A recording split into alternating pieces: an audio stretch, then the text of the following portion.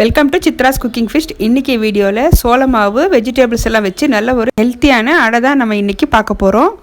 இந்த அடைக்கு நமக்கு side dish எதுவுமே தேவையில்லை. உள்ளே இருக்கிற அந்த வெஜிடபிள்ஸோடு சாப்பிட்றதுக்கு ரொம்பவே டேஸ்ட்டாக இருக்கும். வெள்ளை சோளத்தில் பார்த்திங்கன்னா நார் சத்து, புரோட்டீன் சத்து, கால்சியம் சத்து நிறைஞ்சிருக்கு. வெயிட் லாஸ் பண்ணுறவங்களுக்கு நல்ல ஒரு சூப்பரான பிரேக்ஃபாஸ்ட்டுங்க. இது ஒன்று சாப்பிட்டாவே நல்ல ஃபில்லிங்காக இருக்கும்.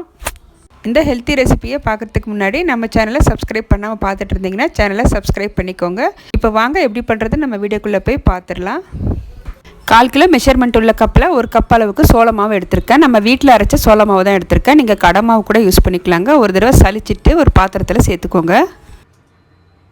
ஒரு கைப்பிடி அளவுக்கு பாலக்கீரை எடுத்திருக்கேங்க. நல்லா க்ளீன் பண்ணி எடுத்திருக்கேன். நமக்கு பாலக்கீரையில் பார்த்திங்கன்னா அதிக அளவுக்கு ஐரன் சத்து இருக்குது. இப்போ இது கூடவே பொடியை கட் பண்ண கொத்தமல்லி எடுத்திருக்கேன். ஒரு கைப்பிடி அளவுக்கு. ஒரு வெள்ளரிக்காய் துருவி சேர்த்துருக்கேன். நம்ம நீர் சத்து நிறைஞ்சுள்ள காய்கறிகள் எது வேணாலும் சேர்த்துக்கலாங்க. இப்போ இது கூடவே துருவின கேரட் சேர்த்துருக்கேன். ஒரு பெரிய வெங்காயம் கட் பண்ணி சேர்த்துருக்கேன். 1/4 ஸ்பூன் அளவுக்கு சீரகத்தூள் சேர்த்துட்டு, காரத்துக்கு 1 ஸ்பூன் மிளகாத்தூள் சேர்த்துருக்கேன். 1/4 ஸ்பூன் மஞ்சள் தூள், தேவையான அளவுக்கு உப்பு சேர்த்துருக்கேன். உங்களுக்கு இன்னும் காரம் அதிகமாக வேணும்னா நீங்கள் பச்சை மிளகாய் கூட பொடியாக கட் பண்ணி சேர்த்துக்கலாங்க. ஃபஸ்ட்டு ஒரு தடவை கை வச்சு நல்லா கலந்துக்கலாம். நமக்கு காய்கறிலேயே நிறைய தண்ணி விடும். நல்லா ஒரு தடவை கலந்துட்டு தண்ணி கொஞ்சம் கொஞ்சமாக விட்டு நம்ம பிசைஞ்சு எடுத்துக்கலாம். நம்ம இதே மெத்தடில் எல்லா வெஜிடபிள்ஸும் சேர்த்து ராகி அடை, கம்பு அடை கூட செஞ்சு சாப்பிட்லாங்க. வாரத்தில் ஒரு தடவை சிறுதானியத்தில் நம்ம அடை செஞ்சு சாப்பிடும்போது உடம்புக்கு ரொம்பவே நல்லது. தண்ணி எனக்கு மாவு எடுத்த கப்பில் ஒரு 1/4 கப் அளவுக்கு தான் தண்ணி தேவைப்பட்டுச்சு. இப்போ இந்த பதத்தில் இருக்குது. இது கரெக்டாக இருக்குது. நாம் இப்போ அடை தட்டி எடுத்துக்கலாம். இந்த அடை தட்டுறதுக்காக நான் ஒரு கவர் யூஸ் பண்ணியிருக்கேங்க. நீங்கள் வாழை இலை இல்லைன்னா நீங்கள் காட்டன் கிளாத் கூட யூஸ் பண்ணிக்கலாம். இந்த கவரில் லைட்டாக நான் எண்ணெய் சேர்த்துருக்கேன்.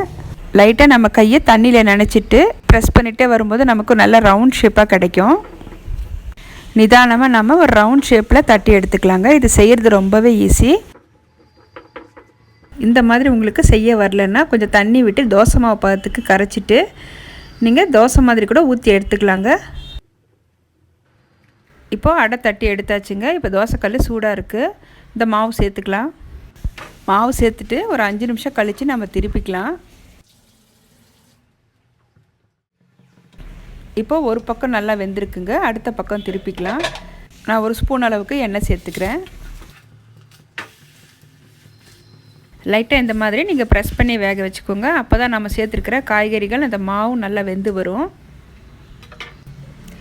இப்போ 2 பக்கமும் நல்லா மாவு வெந்திருக்குங்க. இப்போ நம்ம ஒரு பிளேட்டுக்கு ட்ரான்ஸ்ஃபர் பண்ணிக்கலாம். இப்போ இதே மாதிரி இருக்கிற மாவையில் நான் ரெடி பண்ணி எடுத்துக்கிறேன். இப்போது அடுத்ததும் தட்டி ரெடியாக இருக்குங்க. இப்போ இதுவும் நல்லா 2 பக்கமும் ஃப்ரை பண்ணி எடுத்துக்கலாம். இந்த அடை சாப்பிட்றதுக்கு நல்ல சாஃப்டாகவும் ரொம்ப டேஸ்ட்டாகவும் இருக்கும். உள்ளே இருக்கிற அந்த வெஜிடபிள்ஸோடு சாப்பிட்றதுக்கு ரொம்ப சூப்பராக இருக்கும். கண்டிப்பாக மிஸ் பண்ணாமல் இந்த ரெசிபியை ட்ரை பண்ணுங்கள். இதே மாதிரி கம்பு, ராகி மாவுலேயும் செஞ்சு பாருங்கள். அதுவும் ரொம்ப சாஃப்டாக இருக்கும் சாப்பிட்றதுக்கு. இப்போ எல்லாமே நான் ரெடி பண்ணி எடுத்தாச்சு. இந்த வீடியோ உங்களுக்கு பிடிச்சிருந்ததுன்னா வீடியோவுக்கு லைக் பண்ணுங்கள். நம்ம சித்ராஸ் குக்கிங் ஃபீஸ்ட் சேனலை சப்ஸ்கிரைப் பண்ணிவிட்டு பெல் பட்டனை ப்ரெஸ் பண்ணி ஆளுங்கிற ஆப்ஷனை கிளிக் பண்ணி வச்சுக்கோங்க.